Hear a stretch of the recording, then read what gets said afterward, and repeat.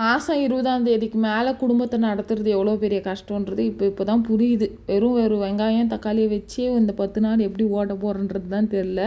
நேற்று தக்காளி கொஞ்சி, இன்றைக்கி தக்காளி சட்னி, நாளைக்கு என்னவா இருக்கும்னு யாருக்கும் தெரியாது. பாப்பாவுக்கு ரீசெண்ட் டேஸாக வெறும் சளி மட்டுமே இருந்துச்சு, ஜுரம்லாம் இல்லை. அவளுக்கு சளி ஸ்டார்ட் ஆகும்போதே நான் டானிக் ஊற்றிட்டே இருந்தேன். அது இன்னும் என்ன ஆயிருக்குன்னா ஜாஸ்தி தான் இருக்குது. எப்பயுமே கம்மியாகிடும். ஸோ இந்த வச்சு அவள் ஐஸ்கிரீமு ஜூஸுன்னு இந்த மாதிரி நிறைய சாப்பிட்டனால அவளுக்கு நல்லா ஹெவி ஆகிடுச்சு.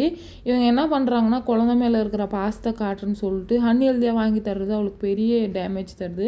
அதை பற்றி ஃப்ரூட்ஸு நட்ஸ் கூட வாங்கி தரலாம், பட் நம்ம சொன்னால் யாரும் கேட்க போகிறதில்ல. ஸோ இன்றைக்கி ஹாஸ்பிட்டலில் போய் காமிக்கும் போது இந்த மாதிரி ரொம்பவே ரத்தம் கம்மியாக இருக்குது, அயன் லெவல் இல்லவே இல்லை, கொஞ்சம் பொமக்ரானட்டு, கேரட்டு, பீட்ரூட் இதெல்லாம் கொடுங்க அப்படின்னு சொல்லி கொஞ்சம் அட்வைஸ் பண்ணி அனுப்பிச்சிருந்தாங்க. அதை கேட்டதுலேருந்து ஒரே மைண்ட் அப்செட், நம்மளால தான் பிள்ளைக்கு இப்படி ஆயிடுச்சு அப்படின்னு சொல்லிட்டு அதுக்கப்புறம் நாம் என்ன பண்ணுவோன்றது யோசித்து அதுக்கப்புறம் 2 தோசை சுட்டு அந்த அம்மாவை கூட்டிகிட்டு பொமக்ரானட்டு சாப்பிட வச்சுட்டு படுக்க வச்சுட்டேன்.